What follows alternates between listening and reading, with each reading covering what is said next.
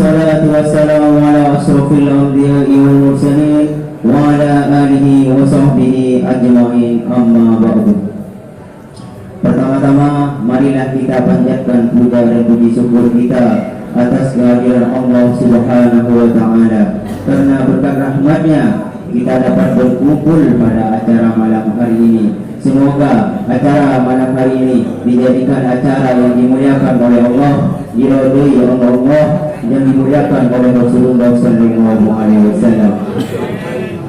Dan selawat serta salam marilah kita aturkan kepada junjungan baginda besar Nabi kita Muhammad sallallahu alaihi wasallam yang telah menjaga akidah kita, menjaga tauhid kita, menjaga akhlak kita, dan semoga kelak nanti di yaumil qiyamah kita mendapat syafaat beliau. Amin Allahumma amin. Dan rasa hormat saya kepada Habib Hussein selaku menjadi koordinator di blok pesantren Hidayatullah beserta wakilnya yaitu Ustaz Mukhtar. Terima kasih kepada atas waktunya, dan rasa hormat saya juga kepada Kak Isakoy dan juga beserta wakilnya yaitu Kong Komar. Semoga beliau-beliau oleh Allah Subhanahu wa ta'ala diampuni segala dosa-dosanya, selalu diberikan kesehatan Allah Subhanahu wa ta'ala, selalu dipermudah urusannya, dilancarkan kepulangannya agar bisa berjumpa kepada keluarganya. Amin Allahumma amin. Baik, pada kesempatan malam hari ini saya akan mengisahkan waktu untuk menerangkan suatu hadis yang disabdakan oleh Rasulullah sallallahu alaihi wasallam. Bismillahirrahmanirrahim.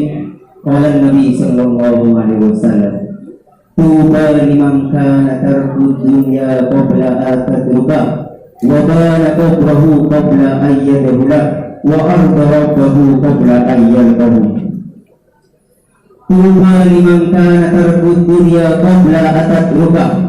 Sungguh beruntung, sungguh bermulia, sungguh berbahagia bagi orang-orang yang meninggalkan dunia sebelum dunia meninggalkannya. Wa bana qabrahu qabla an yadkhula. Dan sungguh beruntung bagi orang-orang yang membangun kuburnya sebelum ia memasukinya. Wa arda rabbahu qabla an yalqa. Dan sungguh beruntung bagi orang-orang yang dibawa kepada Allah Subhanahu wa ta'ala sebelum ia menghadap Allah Subhanahu wa ta'ala. Maksud dari hadis ini, tinggalkanlah dunia sebelum dunia meninggalkanmu, yaitu maksudnya tinggalkanlah perkara-perkara dunia yang membuat engkau hina di mata Allah. Tinggalkanlah perbuatan-perbuatan dunia yang membuat engkau hina di mata Allah Subhanahu wa ta'ala. Tinggalkanlah perbuatan-perbuatan dosa, tinggalkanlah perbuatan-perbuatan maksiat, tinggalkanlah perbuatan-perbuatan zalim kepada orang lain, dan tinggalkanlah segala urusan-urusan dunia yang membuat engkau lalai terhadap perintah Allah, lalai terhadap perintah Allah, lalai dengan kewajiban kita sebagai hamba Allah. Dan tinggalkanlah segala urusan-urusan dunia yang membuat engkau lupa atas perintah Allah Subhanahu wa ta'ala. Salat jangan pernah kita tinggalkan, tetapi kita ditinggalkan. Maka dikeluarkan dari hadis ini, sebelum dunia meninggalkanmu, alias sebelum kau mati. Karena apa?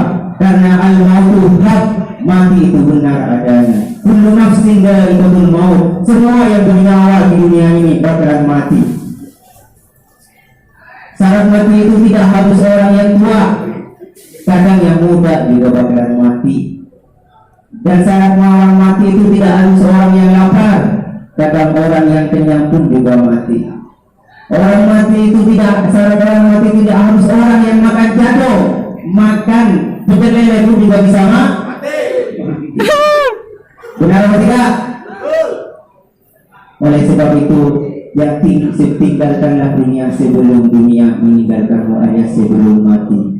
Jika seandainya kita besok kita tahu kita bakalan mati, mungkin hari ini kita bakalan memperbanyak ibadah kepada Allah Subhanahu wa ta'ala. Maka sebab itu ingat-ingatlah kita akan mati besok.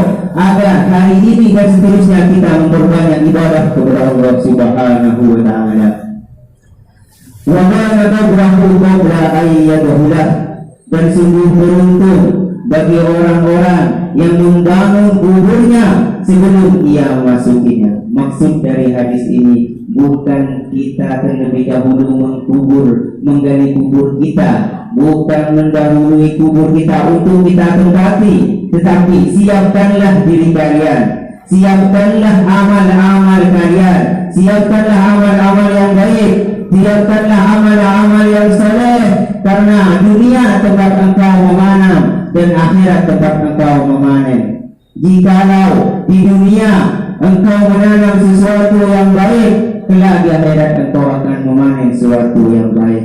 Jikalau di dunia engkau menanam sesuatu yang buruk, kelak engkau di akhirat engkau akan menanam sesuatu yang buruk. Sebelum engkau memasuki kuburnya, maka bersiap-siaplah engkau dengan amal-amal solehnya. Sayyidina Utsman bin Affan ketika diceritakan tentang alam kubur, diceritakan tentang kematian, beliau tidak menangis. Diceritakan tentang amal pertimbangan, beliau tidak menangis. Diceritakan tentang hari pertanggungjawaban, beliau tidak menangis. Diceritakan tentang Shiratal Mustaqim, beliau juga tidak menangis. Diceritakan neraka, beliau pun juga tidak menangis. Tetapi ketika diceritakan tentang alam kubur, beliau menangis. Maka sahabat pun bertanya kepada Sayyidina Utsman bin Affan, "Ya Amirul Mukminin, kenapa engkau diceritakan tentang hari kematian engkau tidak menangis? Diceritakan tentang hari pertanggungjawaban engkau tidak menangis? Diceritakan tentang hari pertanggungjawaban engkau tidak menangis di tepi sirat, di sana neraka pun juga tidak engkau menangis. Kenapa ketika engkau diceritakan tentang alam kubur engkau menangis?" Maka Sayyidina Utsman bin Affan menjawab, "Alam kubur adalah rumah pertama kita di akhirat. Alam kubur adalah rumah kita pertama di akhirat. Jikalau di alam kubur kita selamat, jikalau di dalam kubur kita bisa menjawab pertanyaan malaikat Munkar Nakir, dijauhkan dari himpitan bumi alam kubur, insyaallah di alam mahsyar kita bakalan selamat. Di hari pertimbangan kita bakalan selamat. Di hari pertanggungjawaban kita bakalan selamat. Di Shiratal Mustaqim hingga ke surga bakalan selamat. Tetapi jikalau di alam kubur kita tidak selamat, tidak bisa menjawab pertanyaan malaikat Munkar Nakir, dihimpitkan oleh bumi kubur kita, jangan harap ke depannya kita bakalan selamat. Jangan harap di alam mahsyar engkau bakalan selamat. Jangan harap di hari pertimbangan engkau bakalan selamat. Jangan harap di hari pertanggungjawaban kalian bakalan selamat. Jangan harap di Shiratal Mustaqim engkau bakalan selamat. Jangan harap engkau mencium bau surga jikalau di alam kubur engkau sudah tidak selamat. Maka oleh sebab itu perbanyaklah amal-amal baik kalian, siapkanlah diri kalian sebelum engkau memasuki dalam kubur, kata Rasulullah sallallahu alaihi wasallam. Wa ardahu qabla ayyalqah, dan sungguh beruntung, sungguh berbahagia bagi orang-orang yang ridha terhadap Tuhannya, terhadap Allah Subhanahu wa taala sebelum ia menghadap Allah Subhanahu wa taala. Maksud dari hadis ini ridho terhadap Tuhannya, yaitu bertakwa kepada Allah Subhanahu wa taala. Orang-orang yang berbahagia, orang-orang yang beruntung, yaitu adalah orang-orang yang bertakwa kepada Allah Subhanahu wa taala, yang beriman kepada Allah Subhanahu wa taala, yang menjaga anggota tubuhnya, mata, telinga, mulut, kaki, tangan, dan semua anggota tubuhnya digunakan untuk perintah Allah Subhanahu wa taala sebelum ia menghadapnya. Karena apa?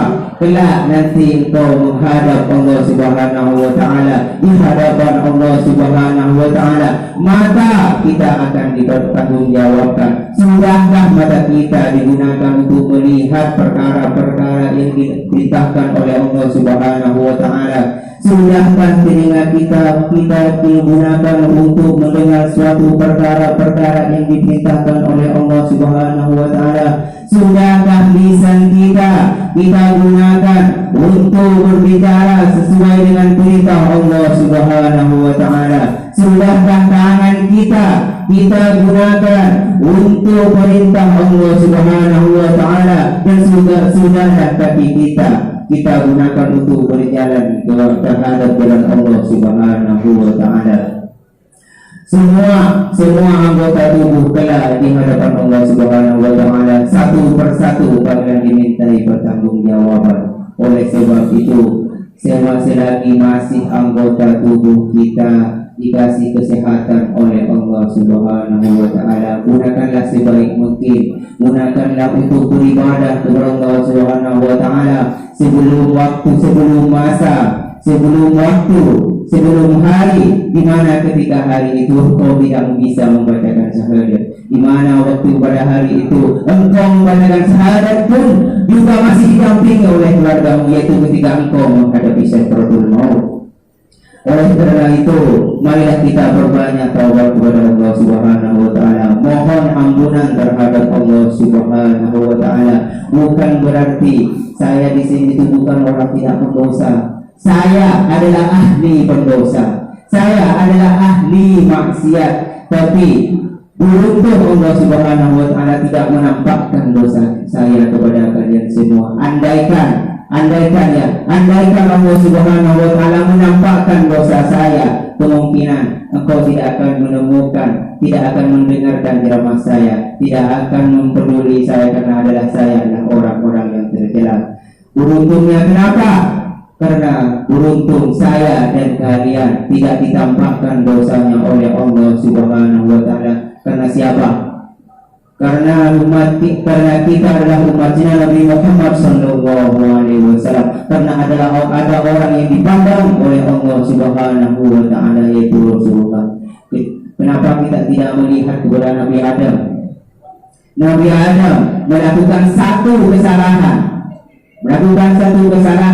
Beliau langsung diturunkan di bumi oleh Allah Subhanahu wa taala.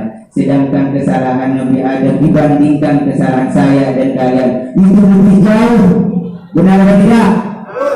Tetapi Allah tetap menjaga kita. Kita bisa berjalan ke sini, sholat tidak, puasa tidak, semaunya kita. Nabi Adam ratusan tahun beliau tidak mengangkat kepalanya ke langit, saking malunya kepada Allah Subhanahu wa taala. Saking malunya kepada Allah Subhanahu wa taala, sampai dikatakan lau kana dubu'a lal ardu bihan la kana dubu'a daud aksar.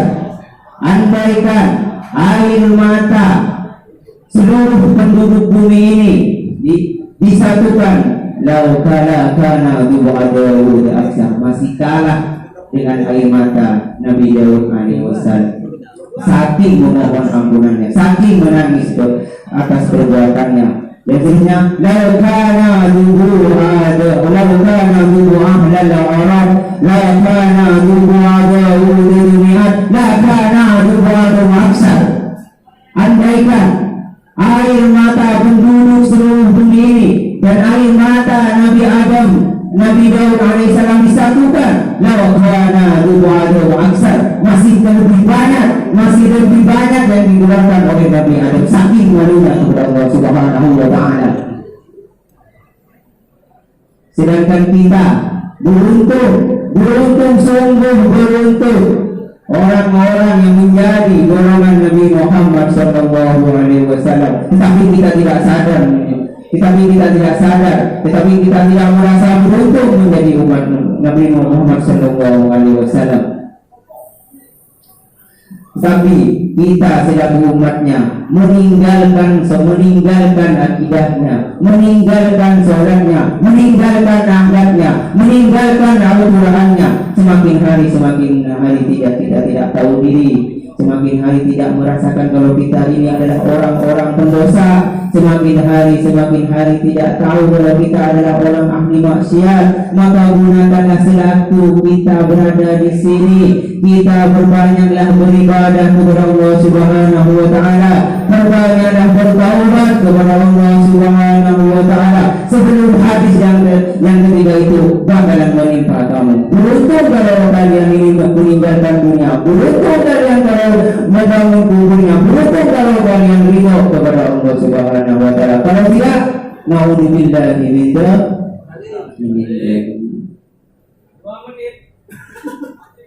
Serasanya saya cukup untuk menuliskan tausiah yang saya ucapkan. Mungkin lain waktu atau kesempatan yang akan datang, selagi masih dipanjangkan umur Allah Subhanahu wa taala, amin, akan dilanjutkan oleh saya. Sekian, terima kasih kepada Nabi, kepada Ustaz yang lain yang telah pimpinan kita selama berada di pondok pesantren. Semoga beliau semua diberikan kesehatan oleh Allah Subhanahu wa taala. Hormatilah beliau karena beliau adalah orang yang mendidik kalian. Wabillahi taufiq wal hidayah. Wassalamualaikum warahmatullahi taala wabarakatuh. Waalaikumsalam.